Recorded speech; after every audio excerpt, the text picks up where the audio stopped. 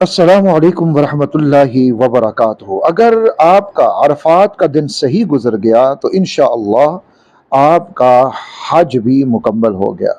ناظرین اکرام، آج ہم بات کریں گے حج کے سب سے اہم دن یوم عرفہ کے بارے میں، اور جانیں گے کہ اس دن کیا کرنا چاہیے، کیسے گزارنا چاہیے اور کون سی دعائیں ہمیں کرنی چاہیے۔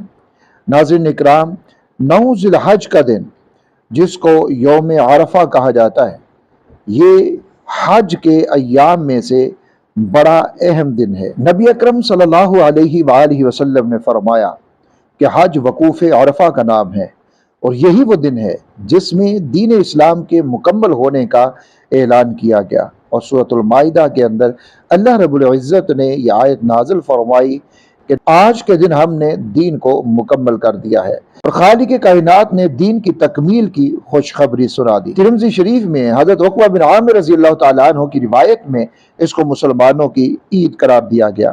لہذا نبی اکرم صلی اللہ علیہ وآلہ وسلم نے فرمایا کہ یوم عرفہ اور یوم النحر اور ایام تشریق یہ اہل اسلام کے لیے عید ہیں۔ قرآن کریم میں اللہ رب العزت نے اس دن کو وتر قرار دے کر اس کی عظمت کی قسم کھائی ہے۔ الغرض وقوف عرفہ کی فرضیت کی وجہ سے عرفہ کا دن بہت ہی زیادہ اہمیت کا حامل ہے۔ اللہ رب العزت فرماتے ہیں الیوم اکملت لکم دینکم واتممت علیکم نعمتی ورضیت لکم الاسلام دینا۔ آج کے دن تمہارے لیے تمہارے دین کو میں نے کامل کر دیا، اور میں نے تم پر اپنا انعام تمام کر دیا، اور میں نے اسلام کو تمہارے دین بننے کے لیے پسند کر لیا۔ اللہ رب العزت فرماتے ہیں والفجر ولیال عشر والشفع والوتر، قسم ہے فجر کی اور 10 راتوں کی اور جفت اور طاق کی۔ ناظرین اکرام، 9 ذی الحج یوم عرفہ کی بہت زیادہ فضیلت ہمیں قرآن اور حدیث سے ملتی ہے۔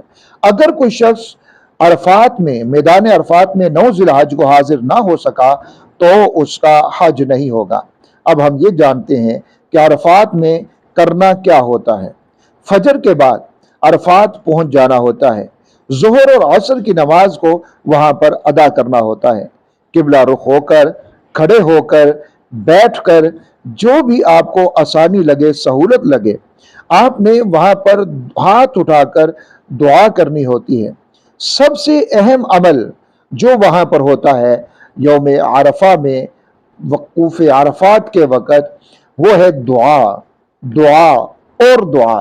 نبی اکرم صلی اللہ علیہ وآلہ وسلم نے یہاں پر بہت زیادہ دعا فرمائی ہے۔ ناظرین اکرام، کیا کوئی خاص عمل ہے، کیا کوئی خاص وظیفہ ہے جو ہمیں کرنا چاہیے؟ تو ایسا کچھ بھی نہیں ہے۔ لا الہ الا اللہ وحدہ لا شریک لہ، آپ اس کو پڑھیے، تسبیح، تحمید، تہلیل اور استغفار، درود شریف، اور اپنی زبان میں جو بھی آپ اللہ رب العزت سے مانگنا چاہیں، جو بھی دعا آپ کرنا چاہیں، وہ یہاں پر کریں، اپنے لیے، پوری امت کے لیے۔ آج کے دن اللہ رب العزت ہر گناہ کو معاف فرما دیتے ہیں، بشرط ہے کہ ہم اللہ رب العزت سے معاف کروانے والے بنیں۔ ناظرین اکرام، وقت ضائع نہ کریں، موبائل میں نہ لگے رہیں، دنیاوی باتوں میں مشغول نہ رہیں۔ بہت سارے لوگ وہاں جا کر بھی موبائل میں مشغول رہتے ہیں، گیمز کھیلنے لگ جاتے ہیں۔ یہ وقت زندگی میں بار بار نہیں آتا۔ عصر سے لے کر مغرب تک کا وقت یہ سب سے قیمتی وقت ہے۔ اس وقت میں پوری توجہ کے ساتھ دعا کرنی ہے، آنکھوں میں آنسو ہوں اور دل میں عاجزی ہو۔ اللہ رب العزت سے پورے یقین کامل کے ساتھ اللہ رب العزت سے خوب مانگے، اپنے لیے، سب کے لیے مانگیے، پوری امت مسلمہ کے لیے مانگیے۔ اور پھر جب غروب آفتاب ہو جاتا ہے تو نماز مغرب کو یہاں پر ادا نہیں کرنا، نماز مغرب کو ادا کیے بغیر ہی یہاں سے مزدلفہ کی طرف روانہ ہو جانا ہوتا ہے۔ اور پھر مزدلفہ میں جب بھی پہنچیں تو وہاں پر جا کر نماز مغرب اور عشاء کو ادا کرنا ہوتا ہے۔ ناظرین اکرام، اگر آپ حج پر جا رہے ہیں تو ان باتوں کا ضرور خیال رکھیے اور اس کو آگے شیئر بھی کیجیے۔